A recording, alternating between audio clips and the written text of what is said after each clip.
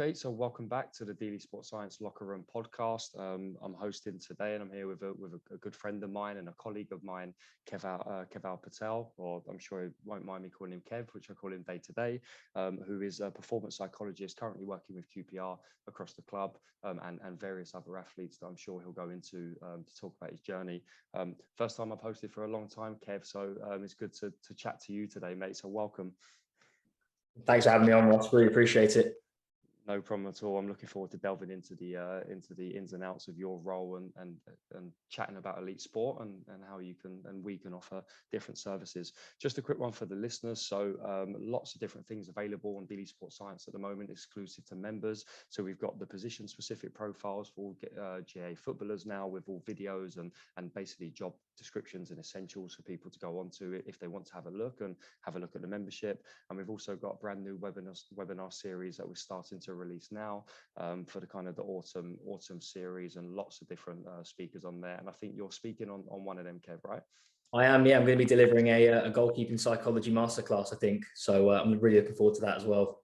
Excellent. We'll dive into a few things today, I'm sure, about the GK stuff, given your background. But yeah, don't give too much away because the members will get exclusive rights to that. But yeah, brilliant. No, thanks for coming on. A privilege to chat to you. And I think it might be good just to start, as we normally do with a podcast, especially someone coming on for the first time. Could you talk a little bit about your journey and how you got into sport, and then obviously then like as a performance psychologist? Yeah, sure. I think like most people that are in the football world, you kind of grow up and you see your idols on TV and you think, oh, I fancy having a go at that. So you sign up for your local Sunday league team, just as I did. I remember signing for a team when I was 9 years old, and within a couple of months, I couldn't get into the team. I was an outfield player, so I ended up going in goal to try and get minutes on the pitch. And after a couple of months, I was lucky enough to get scouted by Chelsea. So I got picked up by Chelsea when I was 9 years old and went on a 6-month trial at the club. I didn't get offered a contract there, so I ended up going to Watford and doing my under 11s and 12 seasons at Watford around the time when Aidy Boothroyd was the manager. And I think that was when Ben Foster had his first loan from Man United, so around that period. And then after leaving Watford, I went to Wycombe Wanderers, and I had arguably, I'd say, 3 of the best years or the most enjoyable years I've ever had in football. Really, really good environment, really well-run club. And I trained there with the under 13s, 14s and 15s. So I did those 3 age groups. And then towards the end, my under 15 season started training a bit with the first team goalkeepers. So that was a really, really good learning curve for me as well. And then obviously the introduction of the EPPP system at the end of my under 15 season kind of killed off the lower league clubs in terms of the transfer fees and whatnot.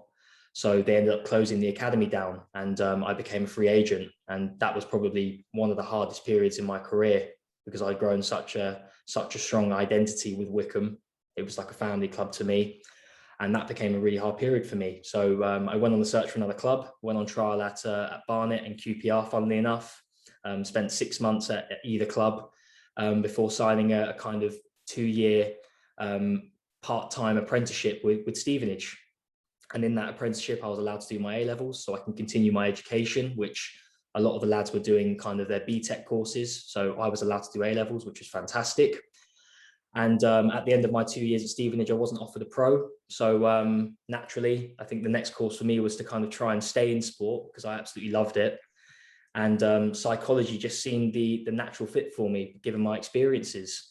So I went to university at the University of Nottingham. I got honours in psychology there. And then in order to become a psychologist, you have to go and do a master's. So I was hunting for master's courses around the country, and I managed to hit the deadline for St. Mary's to go and study at St. Mary's and do applied sports psychology. So I did a year there as well. And then over the last 2.5 years, I've been studying towards my chartership. So to gain my charter status as a psychologist. And along with that, I've had some great opportunities to work at some fantastic football clubs, most recently QPR. So that's kind of been my journey through the system. And I'm sure we'll dive into lots of different parts of the journey along the way.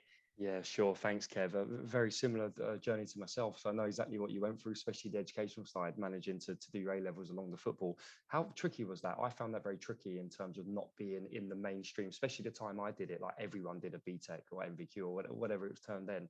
You was kind of an outcast for doing A levels, and it might affect the training schedule. Was there ever instances where you couldn't train because of it, or you found it difficult to juggle the schedule? Yeah, I had a very adapted schedule compared to most of the lads. I would actually do 2 days a week with the lads full time, and I would do 3 days a week at school. So I think it was Monday, Wednesday, and Friday I would do at school, and then Tuesdays and Thursdays and a Friday I would do a half day on the Friday. So I'd kind of do a hybrid between the two. I think the biggest impact it had on me, not only from a technical, tactical, physical, and psychological standpoint, in terms of the lack of development that I had missing out on those days, but also from a social point of view, I think it really impacted me in the dressing room. I think when all the lads are in there all the time and they're integrating with one another, they build those strong bonds and those relationships. And I always felt going into that environment that, I was kind of tacked on the end just because of my situation. And that wasn't anyone's fault. It was more just the outcome of my scenario. But I don't have any regrets over it, because I think we talk a lot about transitions in football now because of the percentages of making it being less than 1%. So, for me, it was a necessary evil to have to go and do A levels, because ultimately I knew that the likelihood of me securing a long-term career in the game was going to be so minimal. So, being proactive in that sense was really beneficial, because I am where I am today because of those decisions. But I do often look back and think, what if I did commit 5 days a week to be a full-time, scholar, and where could I have got with my career if I had committed in that sense? Sure. No. Well, I think in hindsight, similar to myself, you made a very calculated decision based on where you think you could get to. So, obviously there's some luck involved in that, but I think you saw, where your future was.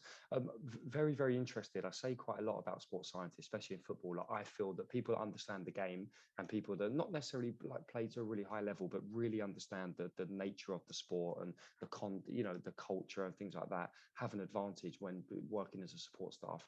How do you think your experiences have benefited you coming into work in a football club from a psychology perspective, not from a player or even a coach, although heavily linked? I think the biggest thing that people involved in the game before working as part of an MDT or a support staff at a club is the feel, particularly in football. I think football is, as I always like to describe it, one of the most chaotic environments that you can work in terms of elite sport, just because of the culture, the standing history, the way that clubs have traditionally been run through the years. I think it takes a real feel to be able to navigate your way through conversations and navigate your way to achieving certain things. A lot of people have their own values and beliefs, and they hold those quite dear to themselves. And I suppose my job as a psychologist is to kind of navigate those things and make sure that everyone feels they're being part of the conversation.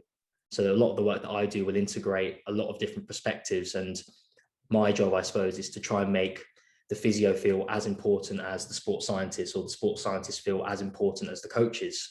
So using that kind of feel that I gained from my playing days and seeing how the coaches interacted when I was in the system has really allowed me to inform a lot of the conversations that I have today about players. So I think feel is the most important thing. And then secondly, you understand the standards that are required in the environment. Football, I think, has a real, not knack, but they have a real drive to maintain high standards. So timekeeping, for example, is a really, really big one in football. Managers hate it when you're 30 seconds late. I mean, if you look at some of the fines list at pro clubs in terms of being late for meetings or being late for training, they are bang on the money with timing all the time. So for me, I understand that value, and that's something that I practice in my day-to-day work at the clubs that I work at. So I think when you've worked in those environments previously, you understand the nature of the environments, and that allows you to fit in quicker. And then once you're accepted by the coaching staff and the people around you, that's when you get that buy-in and rapport, and that allows you to do some of your better work in organizations, I think. Excellent. Good stuff, mate. You've kind of touched upon the next question a little bit in terms of the type of day-to-day work that you do. But I guess in a nutshell, what does sport or performance psychology mean to you? What does it mean day-to-day to be able to enhance the performance levels of MDTs, of players? And how do you go about that? I think sports psychology has has a real stigma attached to it. I think people don't truly understand what it is we do. And I think until a couple of years ago, I didn't really understand what I did either, to be honest. It's such a general topic, and that's perhaps where some of the stigma comes from. If I had to describe it to someone in a nutshell, the way that I would describe sports psychology is using our understanding of the mind to drive performance in individuals and organizations. So when I say individuals, I'm talking about how can we help players use our understanding of confidence? How can we use our understanding of how the body responds to pressure to enhance performance? Can we give players strategies, interventions, and advice and knowledge on how their mind operates in that 90th minute when they're under pressure? Because at the end of the day, that's where they're earning their corn. You know, managers live and die by the sword, and they need players that can perform under the highest levels of pressure at any moment of the season. So that's how I would describe sports psychology in terms of individuals. In terms of organizations, I very much see it as a case of how can we streamline systems? How can we make things more efficient? How can we get information communicated in a better way in order to improve the environment in which people operate in? So I've always said that sports psychology is divided into an individual and organization approach. And I suppose they're not mutually exclusive, because individuals as a collective create an organization, just as the organization can develop the individual as well. Brilliant. No, it sounds really interesting. I guess so. Then day to day, what are those little things that you do to try and create that? Like you spoke like about difficult conversations or navigating conversations in certain ways. Especially, I'm interested from like how you interact with the coaches as well, where you could have some quite strong beliefs from coaches on how to do something, how to coach, and very different ways you can do that. How do you maybe navigate certain conversations that you think maybe it'll be better for a certain group of players to be coached in a slightly different way, or with a different tone, or something that's a bit more difficult for you to approach? It's really tricky. And I think football is the one environment where this is particularly tricky because of the strong beliefs that you've mentioned. And I know from your own experience as well that you've had to navigate this as well. The way that I go about it is kind of having consistent messages. So when you're sitting down with a manager and you're trying to provoke behavior change, perhaps in the way that he sees something or the way that he believes in something, I believe in having just consistent conversations. So really asking them to reflect on what the outcomes are of their current line of thinking versus what their outcomes could be if they saw things in a different way. So, you know, it's very, very difficult because at the end of the day, the manager holds a lot of power in a football club. They are the ones responsible for getting that buy-in and rapport from the players. They're there to deliver results. And ultimately, they're next on the line if things start going bad. So you can understand why they hold those beliefs. But I suppose as a psychologist, you're trying to get the message across that things could potentially be even better if you saw things in a more open way. And I think the issue that a lot of psychologists face in these environments is that you need to have an openness from the coach anyway. There needs to be a level of openness to try and get work done. So the way that I try and go about doing that is by having those consistent conversations, you know, checking in with the manager, seeing what they want from their team and what they want from their players, and then trying to almost get him to see things in a different way by planting ideas or giving him suggestions and manipulations that he could do in training, and really just trying to build my relationship with him. So our relationship, rather than being a psychologist and a manager, more of being critical friends to one another. So just as much as I might give him suggestions about something, he might also give me suggestions on how I might interact with a player, for example. And I think when you build those relationships as critical friends, as opposed to building them as a manager and a psychologist, it creates more openness in the relationship naturally. And then that allows those sharing of ideas to occur. Yeah, I think that's a great point. Like openness from everybody involved in the two-way thing is important, isn't it, Kev? And that's something maybe that holds, maybe like in any part of the MDT could hold someone back if they haven't got that from developing. Just a little bit around the players then. So like over the years, I know there's been a stigma attached that if a player goes to a psychologist, they're seen as soft or they've got an issue, and we all know that's definitely changing. And I think the environment that we've worked in, there's not that stigma attached at all to that. How have you seen that evolve from a player perspective? Has there been like less reluctance for players to come and see you in recent years? And what do you think that we could do better as an industry to really promote the work of working with players and giving them the support they need?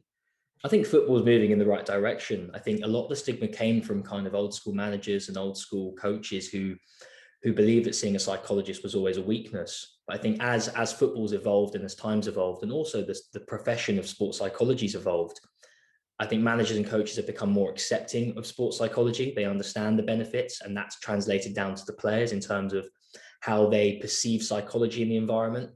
And then also from sports psychology, I think we began this career path being quite scientific in our approach and using very, very big words, which people didn't really understand.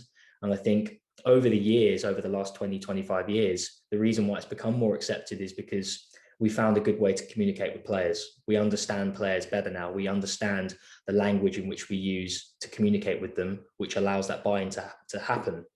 And the best way that I describe it is whenever I deliver workshops to players, I always put a picture of a kind of Freudian style psychology session. And I say, you know, what do you guys think of this photo? And obviously the photo has a picture of a psychologist and then a lady lying on a couch talking about all her problems. And players will normally say, oh, this is what psychology is. You know, this is what I expect from a session when I have a session with a psychologist. And it couldn't be further from the truth. Sports psychology isn't about sitting in a room with a player and just having a conversation about all their problems. It's about being out on the grass with players, having those one-to-one detailed conversations, going through video analysis with them and asking them why they made certain decisions. It's about really being involved in the day-to-day running of a team. And I've always viewed myself more of a coach without the expert coach knowledge, but more with the psychological knowledge than I have with identifying as a psychologist, because I feel that really helps me connect with the players. And I think the players view me in a different way because I try and take that approach. And I feel, at least I hope anyway, that that's allowed me to do some half decent work in the environments that I've worked in. Yeah, no, you've done some great work, and we'll come on to maybe the connection you have with the goalkeepers in particular, based on your experiences in a little bit, Kev. Just flipping a little bit, just within the player, like I know, like a big topic in recent years is around mental health of people in society, not just players and elite athletes. Could you talk a little bit how like you might embed that mental health practice into work, and how prevalent it is within the elite sporting world? Yeah, it's incredibly prevalent. And I was doing some reading the other day. I think it was 38% of active professional footballers. This was done in 2015. So 38% of active professional footballers have experienced depression at some stage in their career. That's a frightening statistic. If you're thinking about over 1 in 3 players will experience a mental health issue at one point in their career. And the most interesting part of that is they actually perceive a lack of support in the industry, which is frightening when you consider how much more access we have now to psychologists and to clinical psychologists and to counselors and to support staff. So it's something that has progressed really well over the last 5 years because we're talking about it more, but there's still more that can be done. And I think that's always going to be the case as we learn more about mental health and how the mind responds when we do undergo these issues. The way that I believe is the best way to help players with this aspect of their mindset is really to start with education. I think a lot of players don't understand the symptoms of mental health or how significantly mental health can impact you. Obviously, suicide's one of the largest killers of men, I think under the age of 45, I believe it is, just because of the pressures that men have to experience. And without educating players, they're not going to know how to check in with themselves. They're not going to be self-aware enough to understand why they think or feel a certain way. And I've probably lived through it myself. I think all of us have lived through a mental health episode at some stage in our lives. Now, I think back to that time after I left Wickham when the club shut down. I completely lost all my self-identity. The club that I envisioned myself playing for as a boy, you know, they closed the academy down. I had no pathway left there. And we all go through these periods in life where we struggle, we overcome, you know, these hurdles.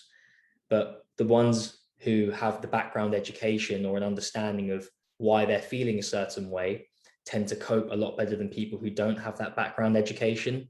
So I first and foremost believe in educating players through workshops, through talks from external speakers, through people's lived experiences. I think that can give players a really good appreciation of what they might experience at some points in their career.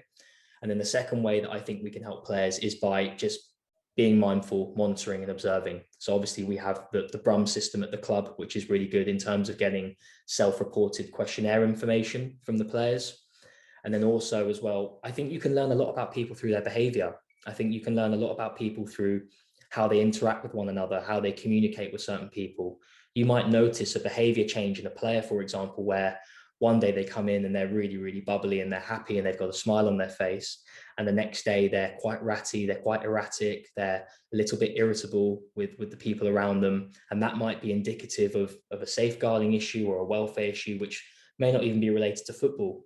But it's that ability to kind of take yourself away from the pressure of the environment and really just look at the human themselves, which allows you to notice those things, I think. Yeah, excellent, Kev. Just a quick note on the Brums for people that don't know listening. It's an adaptive version of the POMS, the profile of mood state, and it just gives us an idea of where they are when they fill out in terms of anxiety, vigor. There's lots of different mood profiles on there, easily accessible online if people want to go and look for it. Kev, I'm interested to know your process around when does something not become like a performance psychology problem and becomes maybe into the more realm of clinical psychology like depression, and what process would you follow with a player then that starts showing signs of that you want to seek further help?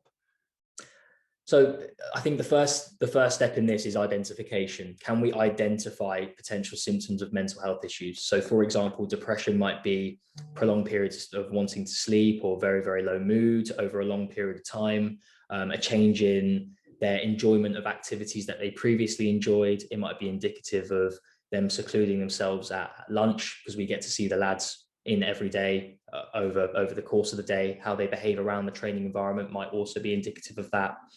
And then the second thing would be to have a conversation with the player, not necessarily explicitly labeling things, because I believe if you label things, they become the label. So you just have a conversation, you check in with them, you ask them these questions about sleep, you ask them these questions about diet, activity, and you can get a real gauge of where a player's at just by having those really brief, informal conversations around the training environment. And then if I believe a player is demonstrating a number of symptoms of mental health, i.e. the ones that I mentioned regarding depression, that would be the point where I think you get the club doctors involved.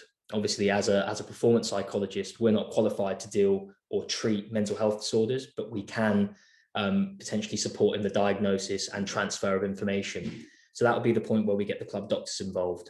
The club doctors will then have their own assessment tools. So we use some really good monitoring tools, which escape the top of my head at the moment, but we use some monitoring tools which allow us to assess things like depression, anxiety, and then more severe disorders like schizophrenia, etc., like that.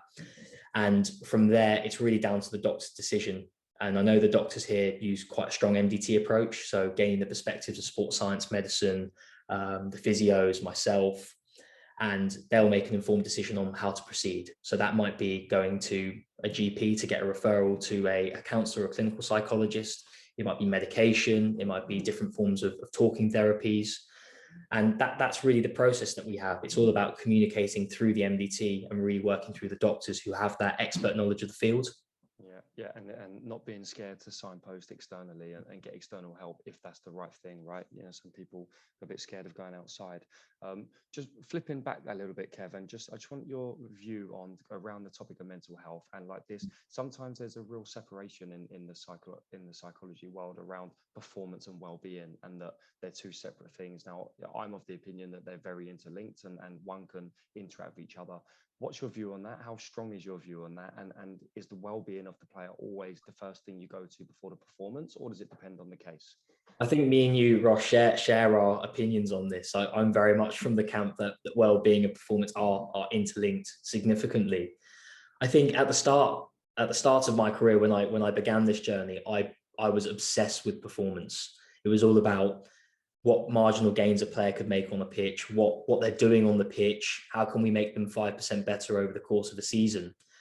And then since I've started working more embedded in environments, I've really begun to realize the importance of well-being and how the well-being of a player actually impacts performance anyway. So then you have to ask yourself a deeper philosophical question of, where is the starting point? Do you start with the well-being or do you start with the performance? Some might argue that performance would make a player feel better, but then some could also argue that performance is not the only thing in an individual's life. So I really believe in the well-being aspect. I really believe that if human beings are feeling their best self, they're always going to be able to access their best self on the football pitch. So checking in with players in the morning at breakfast, how's your day? What did you do last night? Have you been playing PlayStation with the lads? What you do in your summer? Have you got anything planned? How's your driving test going or your driving exams going? just small conversations like that can really give you great insight into, how a person's operating away from the environment. Because from my own experiences anyway, perhaps on days where I didn't feel my best, as we all do in football, we all put a mask on. We come into work or we come into train and we say, yep, I'm fine today. When in actual fact, you might have had, something going on in the family. You might have had a death in the family. There could be issues with the girlfriend at home or the partner. There's all these whole host of issues which could be happening away from the environment, which then impact you in the environment. But the problem in football is that we don't always get access to the external world because we're just concerned with what's happening in the building. So I've always believed that the wellbeing aspect is the most important access point to performance. And I think that's where practitioners in particular can do their best work. But obviously everyone's different. Of course, no, you put it really well. But I think to be really impactful in the environment is every staff member has to have that active involvement in someone's welfare and well-being. It can't just be down to the welfare or liaison officer or the psychologist. The coach has to have an active interest in the welfare check and making sure they know their players. And I think that's how you get the best out of the players. And support them the best. Those are the best managers though, Ross. If you look at all the top managers in the world today and you look at the way they are with players, they're the ones that really put their arm around them and check in with them. And I remember seeing lots of stuff about Sir Alex Ferguson, how when he signed players, he would go to the house of the player and sit down with the mum and have a conversation with the mum. Yeah. I mean, that's what you call about building relationships. That's why players love to play for him. So for managers out there, if they're looking to gain a marginal gain, building relationships with players and understanding them beyond the pitch is the best way that they can do that. Totally agree. And I think it's important to note that that's not the manager being soft. So Alex still put the boot in when he needs to put the boot in or threw a few teacups around the change room. So it's the balance, isn't it? Like being honest, but also being supportive and being there. So I totally agree. Kev, I'm going to move on to a couple of terms that maybe we use within your job role and maybe some bigger terms that are used within psychology and just let you explain them a little bit and how you use them. The first one I'm going to speak about is purposeful practice, something that we've tried to embed across the philosophy at QPR in the academy, something that we fully believe in as a mantra as part of training. But could you maybe just explain purposeful practice, what it is, and how you go about supporting that and helping the players deliver that day in, day out?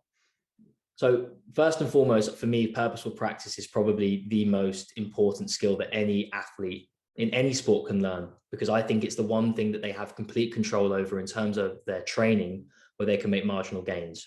So purposeful practice is broken down into 4 key components. It's practicing, but practicing in a way in which allows your brain to adapt to make bodily changes.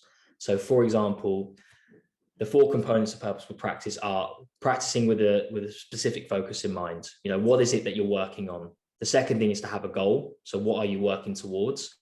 The third thing is to get feedback from what you're doing. So what are you learning each time you do a rep of that particular practice? And the fourth thing is pushing yourself out of your comfort zone. So the best way that I can describe it in terms of an example is it might be you're working with a forward. Okay, the forward's struggling to score goals. Well, what types of finishes are they specifically struggling with? Is it first time? Is it on the half volley? Is it with their weaker foot? Is it a diving header? And when you have a conversation with a player, you can quite quickly establish what they might be struggling with, because they'll openly tell you, I'm really struggling with my weaker foot finishing. I don't feel confident with it. Then you can go away and help them set up a practice on it. Okay, we're going to work on weaker foot finishing today. What's the goal? The goal here is we want to score out of 100 shots, we want to score 60%. That's our starting point. The next progression might be every time you strike the ball at goal, I want you to give me a gauge about the feeling that you got. Did it feel clean? Did it come off the laces? Did it come off the particular part of the foot that you were looking to make contact with the ball on? And then pushing yourself out of your comfort zone might be, okay, we're going to take this back 5 yards, or we're going to add a defender in the way, or we're going to put a goalkeeper in the goal, or we're going to put those nets which cover particular parts of the goal so you constrain one side. And that's what purposeful practice is. It's about breaking down a particular skill into manageable parts and specifically training your brain to focus on repeating that specific skill to make that marginal gain. And I think, you can do that across any sport. I think you can do it in even, our profession as an MDT. You want to learn more knowledge. Okay, go and read 5 books a year. What's the focus of reading those books? I want to take away key themes from each chapter. Okay, brilliant. You've done that. What's the feedback? When I'm reading, I don't feel like I'm engaged in what I'm doing. Okay, so the next thing to do is to make sure that when I'm reading, I turn my phone off so it's not distracting me. So you can apply this principle across not only sport, but life as well. And I think this is a practice that I really buy into, because ultimately players have autonomy over purposeful practice. They can go away on the pitch and they can work on it themselves. It doesn't require a coach to go and do this. All it requires is educating the player on the topic, and they can go away and do it themselves. Yeah, very well put. The way I see purposeful practice is kind of twofold. It's, as you said, the player's engagement and link to the performance and being wholeheartedly into that practice and practicing very well. But also we do a lot of repetitive stuff around technical practices and to make sure technique's good here. So I think we have little phrases like, brush your teeth. So daily brush your teeth, little things like that might engage someone when it could be monotonous. But also I think the coaches, like you said there, going into detail around like a forward's not scoring goals. Okay, let's break it down specifically. And is the coach putting on practices to allow that person to practice these things that need to be worked on, not just them practice it in isolation? It has to be a whole program. So that's where you probably come in and the discussions with the coaches to say, okay, how many opportunities have they had to finish off their weaker foot in training? If they haven't had any, then we can't really moan that he's not improving. So I think it's twofold. I think it's a great concept to be working towards. That's an important point though, Ross, because managers have to manage the entire holism of a team, right? And they might miss details which might be, they might represent certain opinions that they have. So for example, the manager might say, oh, our player's underperforming, he's not for me. But then unless you really look into that player, understand why things might not be going wrong, the analysis or the GPS or what we're seeing on Huddle, which is our video analysis system, might not actually indicate what the manager thinks. So if a manager says a forward's not shooting enough, if we've got 10 clips on Huddle which show that he's shooting loads in the game, the manager might have been overlooking that because he's looking holistically at a team as opposed to the micro processes that are going on. Yeah. So that, I suppose that's where psychology and the MDT come in. Yeah, and even at first team level, senior level, like all your coaches, you got 2 or 3 first team coaches working in different units. That's the detail they need to provide to the manager to help the manager. And in the Gaelic world, the selectors and stuff, there's people around to be analysing this. So it's a fantastic point. Moving on to one other term, because I don't want to go through the whole like psychology textbook with you, Kev, because you'll probably hate me. But the next one, just looking at something I think banded around the last 2 or 3 years is quite an easy thing to say, especially from a coach's perspective. And we talk about this term called resilience. Coaches are now saying we need players who are resilient. And sometimes I think maybe some people misinterpret the actual what is resilience. We can say that the hard person who goes through the brick wall has good resilience, but actually it's a lot deeper than that, as you know. So could you speak a little bit about what it means to you and some practices that you might do within clubs to work on resilience for players? So resilience is the ability to overcome adversity quickly. That's essentially what the science says. What that looks like in a football sense, I think, doesn't fit the definition. I think when managers talk about resilience, I think they're talking about the ability for players to perform under pressure. They're talking about the ability of players to go 1-0 down in the first minute and be able to stick to their process and come back. So resilience, by definition, in comparison to what people might talk about in a football club, are 2 completely different things. So I think that's first and foremost where the conflict comes from. In terms of how you build resilience, I think it's very, very difficult to build resilience in a player. I think a lot of resilience comes from their experiential knowledge of their career. So what they experience when they play in matches, what they've experienced in their home life and their upbringing. And I think you see this a lot in boxing. You look at boxers, for example, who a lot of them have come from very, very tough backgrounds and socioeconomic situations. And sport and boxing in particular are their roads out of poverty, which makes them very, very hardy and resilient individuals.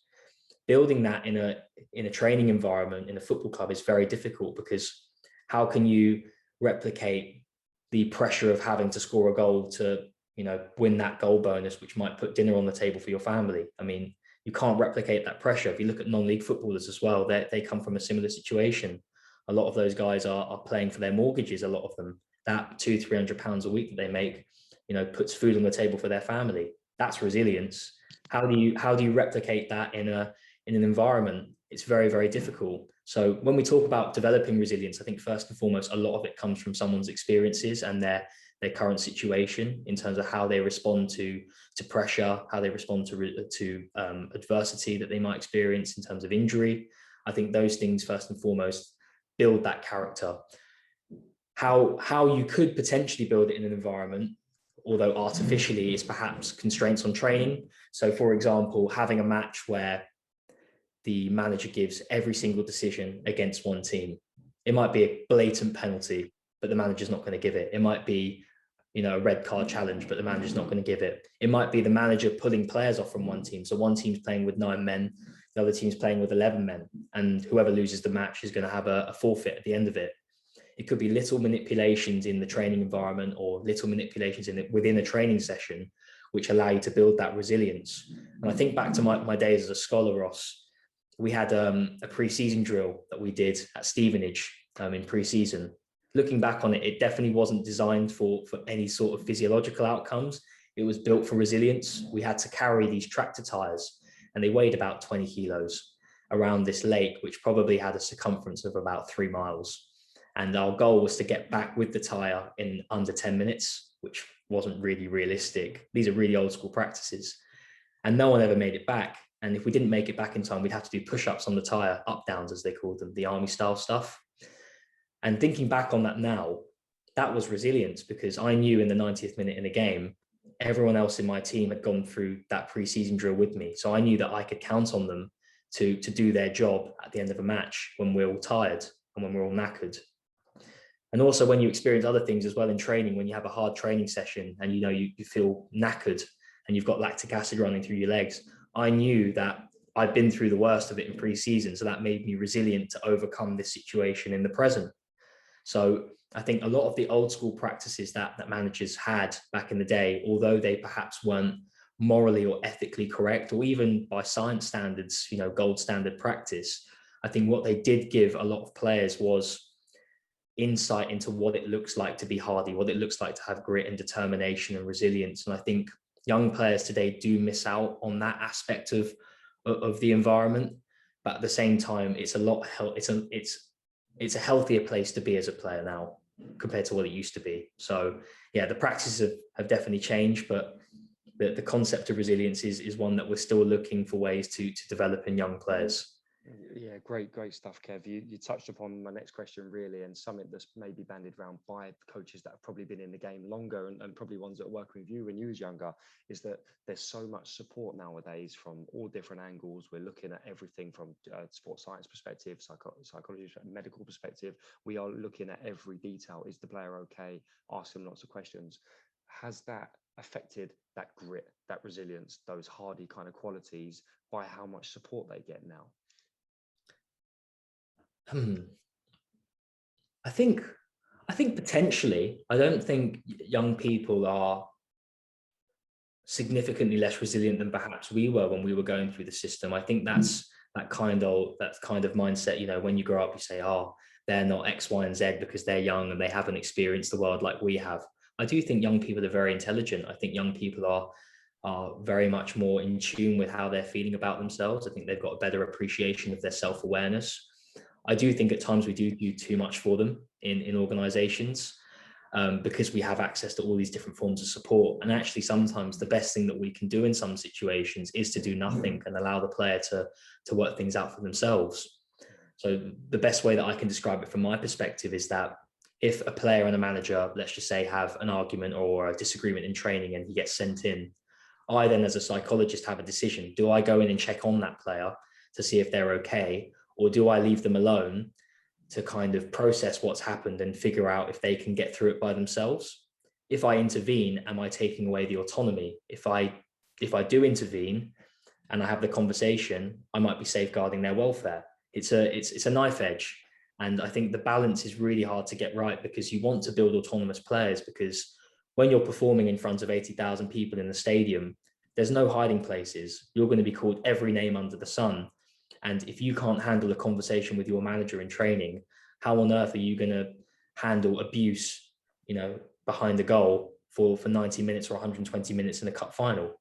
So everything that we do as an MDT, I believe, in a training environment has a huge impact on the player. Even those micro points that happen throughout the course of the season, they have some form of impact down the line. So every decision that we make in terms of, whether we intervene or don't intervene has an impact at some stage in their career. Yeah, very, very interesting stuff there. Like, I think just from my own practice as well, like how much support you give the players from a nutrition perspective, from, you know, education around sleep and all these things, which you have to do, it's your job. But ultimately, are the players ever thinking those things out themselves? Are they learning to cook proper meals because everything's provided? And so it's a real balance from the top, I think, about decision on when to step in and do your job to the best, and when to let the players figure things out. So that's a really interesting concept, Kev. Thanks. Just moving on a little bit now to touch upon like your goalkeeper stuff. And I say your goalkeeper stuff because there's a lot that you've got going on. So I'm just going to list a few things here. You've got your own podcast, goalkeeper specific podcast, which I'm sure you can explain in a minute. You've got a Twitter account called the GK Mindset. Obviously, you used to play in goal, and you're doing a webinar exclusive to the DSS members around this kind of concept. Can you just explain in a nutshell kind of like your affiliation and obsession with goalkeepers, and what you try to bring from a psychological perspective to that position? Yeah, it was weird. It was during lockdown. I think everyone just had too much time on their hands, as I'm sure you can relate. You're at home, you know, you're sitting on your ass and you're not too sure what to do with your time. And I just thought, I was watching a lot of football on TV prior to lockdown, and there was a big debate in the goalkeeping community about how commentators talk about goalkeepers in terms of how they analyze the position. So you'd obviously have your pundits on Monday Night Football, and they'd say, oh, goalkeeper shouldn't get beat at the near post. He should be coming for this. He should be saving it this way. And it would open up a whole debate on Twitter. Twitter's obviously the hub for everything football talk, as you know. And I was reading all these conversations and I was thinking, oh, you know, I can really relate to some of these points. When I was a player, a manager used to say to me, never get beat at the near post. But then I think about some of the shots that I conceded. We're talking about players rifling the ball at 100 miles an hour from about 12 yards away with no reaction time. How on earth am I supposed to get myself set, move my hand in the right position and put that ball wide of the post? Sometimes it's just not savable. And that's what inspired the podcast. The podcast was inspired by passing information from professional footballers and professional goalkeepers' lived experiences of the game, so that people like me and you, who maybe haven't had that insight really at the top level, get. So a young goalkeeper who's 9 years old can relate to, you know, Chelsea's number one and say, oh, well, he concedes goals at the near post as well, and this is how he deals with it. And I think sharing that information allows young players, particularly going through the system now, to really relate to the professionals and understand what it takes psychologically at the top level to forge a successful career. So that really inspired the podcast. And through that, it kind of just happened out of nowhere. I kind of got a half decent following. A lot of people started messaging me on Twitter saying, oh, I've experienced this. I can't believe that he also goes through that as well. And when you break it down, the professional playing in the Premier League experiences exactly the same thing as Tom, Dick and Harry playing in Sunday League. It's exactly the same phenomenon, just in a very, very different environment. And I think through the podcast, it's allowed me to connect with a lot of really, really great goalkeepers and great people, and really kind of build a community which champions psychology at the heart of goalkeeping. I've always said and maintained this, is that goalkeeping is 20% technical, tactical and physical, and 80% psychological. Because most goalkeepers, what separates the guys at the top and the guys from the bottom is not necessarily their technical ability, but rather how they can perform under pressure and deal with the demands at the top of the game. I mean, we're talking about a position here which has the ability to define the storyline of a match. You know, if a goalkeeper makes a mistake, everyone looks at him, everyone blames him. If a forward misses the chance, the worst case scenario is it's 0-0. So the way in which we view football puts a lot of pressure on goalkeepers. And the aim of the podcast was to try and demystify the stigma around goalkeeping and kind of give people access to sports psychology within the context of the position. Brilliant. And just to give listeners a flavour, what sort of goalkeepers have you had on in terms of some big names? Yeah, I've had so Chelsea goalkeeper Marcus Bettinelli. He's a friend of mine. We used to train together a couple of years ago, and he obviously agreed to come on the podcast. His episode's been particularly popular because of his experiences at Fulham as well. I've had Nick Zarnev, who's the New Zealand #1 international, come on the podcast. Nathan Ashmore, who's a really, really good friend of mine from my training days at Boreham Wood. He's probably the best example that I've got from a non-league perspective. James Belshaw at Bristol Rovers, who's playing under Joey Barton at the moment. Andy Lonergan, who's obviously had a great career at Leeds and more recently at Liverpool. I've had some really, really good guys on the podcast. And, you know, I've really tried to have a range of guys who have played at the top in the Premier League all the way through to guys who are playing in the Conference South, because I think the more perspectives that we can give goalkeepers at different levels, the more information that can get put out there. And that not only benefits, you know, the guys sharing the information in terms of getting stuff off their chest, but also benefits guys listening because they get that access and insight that they might not previously have had. That's brilliant, Kevin. Where can the listeners find that? They find that on Apple and Spotify and stuff like that? Yeah, it's on Spotify, it's on Apple, and you can find it on my profile as well on Twitter. If you just follow me at the GK Mindset, you can find all of it there. It's on most major streaming platforms as well. So yeah, I just honestly, I couldn't believe like the response that I had to it. Like I was quite taken aback by it because it was just a side project for me at the start of it. So brilliant. Brilliant. Sounds fantastic, mate. I really appreciate your time. I'm going to end on one question, summarizing question, if you don't mind, and it might overlap with some stuff we spoke about before. As a practitioner going into a team, or if you was to step into a new academy role or somewhere, what 3 to 4 things do you think would be overarching things that you would work on with players individually and team as a whole, or MDT from a psychological perspective? First and foremost, I think the most important thing would be culture. So culture, not only within the team, but culture of the environment. So can we create an environment of psychological safety? And psychological safety meaning, can players speak freely but respectfully in front of the manager, in front of the MDT, and can there be a sharing of ideas? Through creating psychological safety, I think you create openness. And I think through openness, you allow players to access that confidence gear that they need to go and express themselves on the pitch. So that would be number 1. 2 would be values. So values obviously drive the culture within a team. So what are the micro processes that a team have in place to ensure that they are achieving high performance? So are things like leaving everything out there on the pitch, treating others as we expect to be treated, you know, doing the small jobs really, really well, like the jobs they have in terms of kit, cleaning boots, making sure the footballs are pumped up. Can we have the micro processes streamlined and high performance so that it feeds into that culture that we're trying to create? And then I think perhaps the third thing that I would work on is pressure training. I think pressure training is a really, really good way in which we can give teams artificial ways to overcome the experiences that they'll have in a match. So it's very difficult to create pressure in training, as we all know, because there's nothing like playing in front of a stadium in front of thousands of people. But can we manipulate training sessions or constraints to create pressure for players? Can we understand that a certain player hates doing something, so can we get them to do more of that in a certain situation? Can we push people to their absolute limit so that when they're in competition and the pressure's on, we can get them to perform and execute skills to the best of their ability? So those would be the 3 key things that I work on with any team. And I think across practitioners, Ross, you'd find different things that they tend to go to. And I think those are general answers. I think really the work that I do is much guided by the manager and what the team needs. You might work in a team which really thrives under pressure. So pressure training might not necessarily be the thing that you go to. You might have a team that has great culture, like the New Zealand All Blacks. So they might need to work on something completely different. I think every team's completely different. The individuals within that team are completely different, and each team will have their own individual needs. So it's a really difficult question to kind of streamline down into 3 or 4 points, but generally speaking, those would be the 3 things that I'd go to. Brilliant. Thank you very much, Kev. Some fantastic points. Individualization across the board is key, isn't it? And knowing your players, I think, has come across really well in the podcast. Kev, massive thank you, mate. You know, I know you pretty well. We've worked together for a couple of years now, and the stuff that you're doing, especially what I've seen here, you're definitely going to be a very successful performance and sports psychologist when you get your chartership. So I think people should watch this space, follow you closely, because I think you'll be pioneering one day in hopefully in football. So thank you very much for today, and we wish you all the best. Thanks for having me on, Ross. Really appreciate it. Thank you.